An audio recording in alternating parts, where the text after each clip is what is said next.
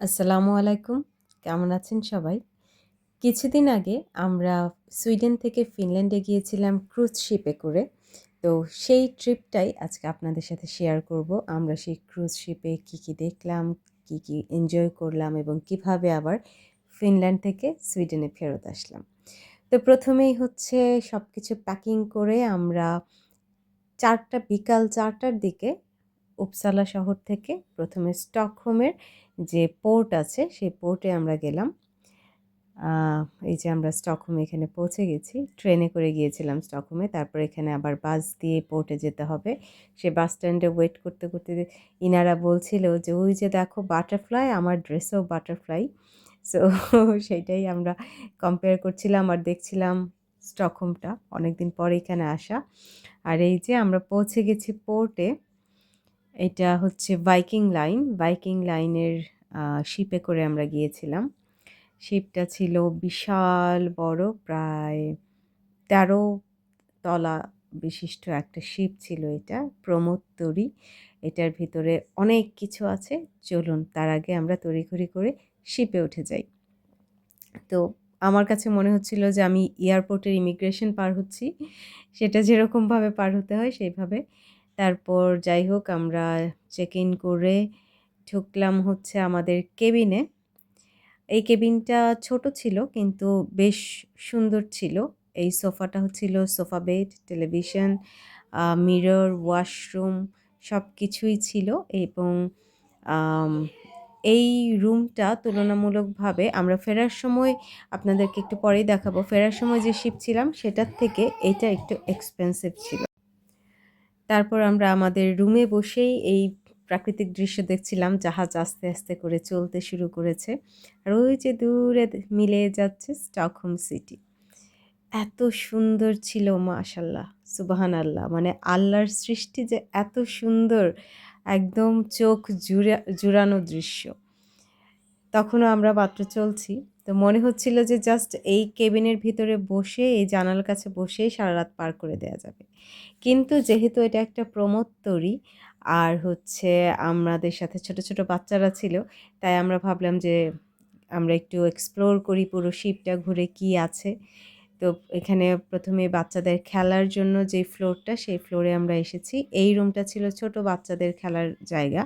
এখানে রেখে বাবা-মা যেন আবার সোফায় বসে একটু বাইরের দৃশ্য দেখতে পারে, একটু রিল্যাক্স করতে পারে, সেই ব্যবস্থাও ছিল। এরকম আরও অনেকগুলি রুমে অনেকগুলি অ্যাক্টিভিটিস ছিল। তো আমরা সেগুলি ঘুরে দেখছিলাম।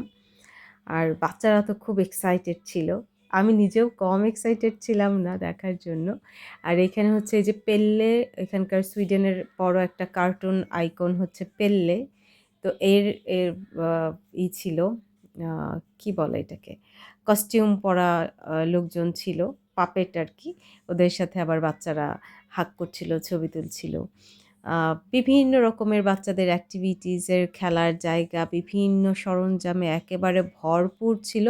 পাশাপাশি বাবা-মা যেন বসে রিল্যাক্স করতে পারে বাচ্চাদেরকে খেলতে দিয়ে, সেই ব্যবস্থাও ছিল।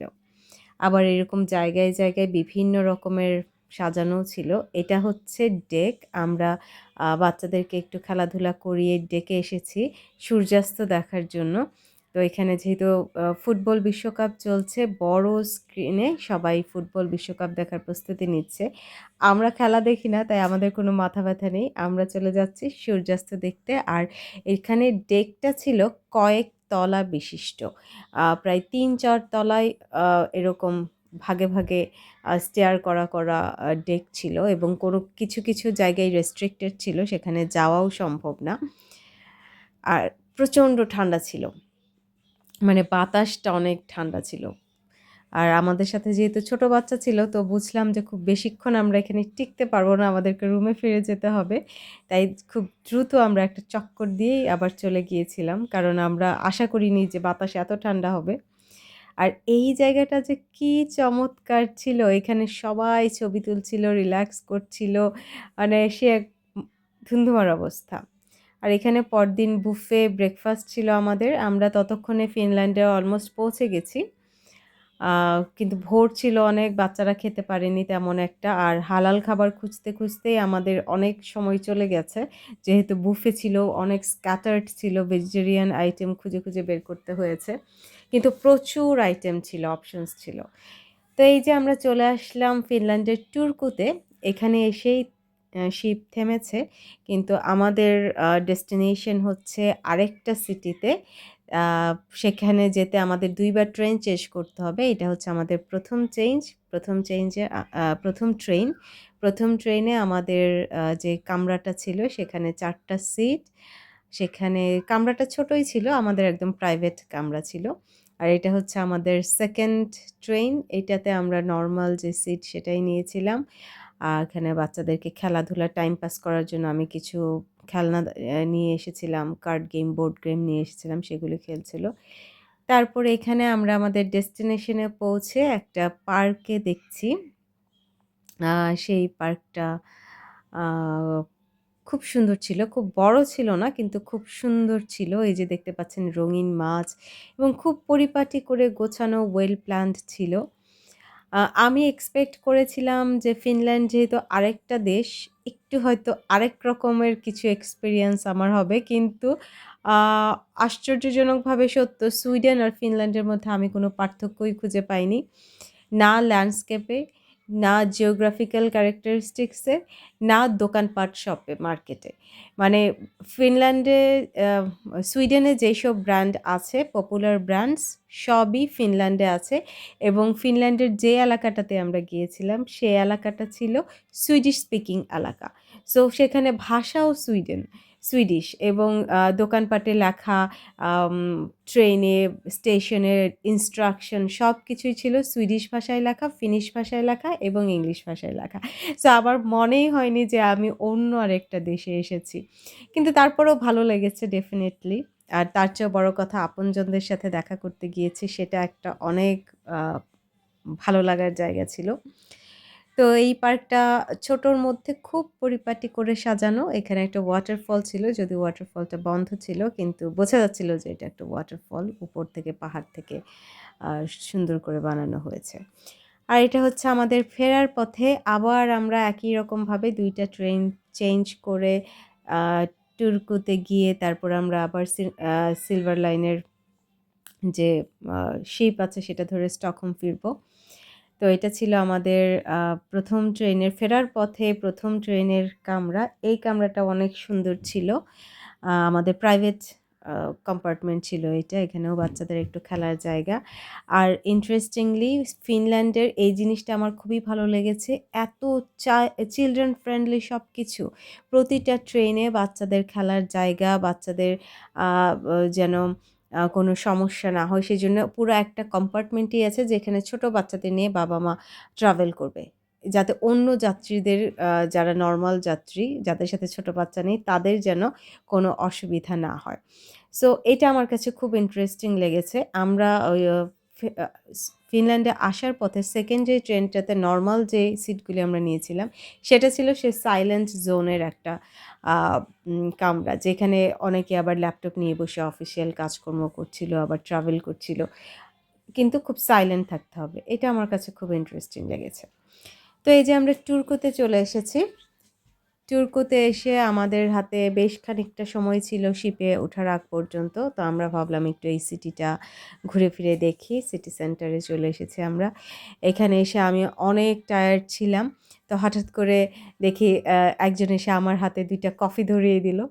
বলল যে তাদের প্রমোশন চলছে। এটা খেয়ে যেন আমরা ফিডব্যাক দেই বা কিছু একটা। তো আমি তো খুশি হয়ে গেলাম যে এত টায়ার্ড ছিলাম, এর মধ্যে আমাকে কোল্ড কফি দিয়ে গেল ২ টা, আমাকে ২ টা, রাসেলকে ২ টা। তো আমার হাসব্যান্ড তো কফি খায় না। সেই ২ টাও আমার হয়ে গেছে। তো আমার খুব মজা লাগছিল।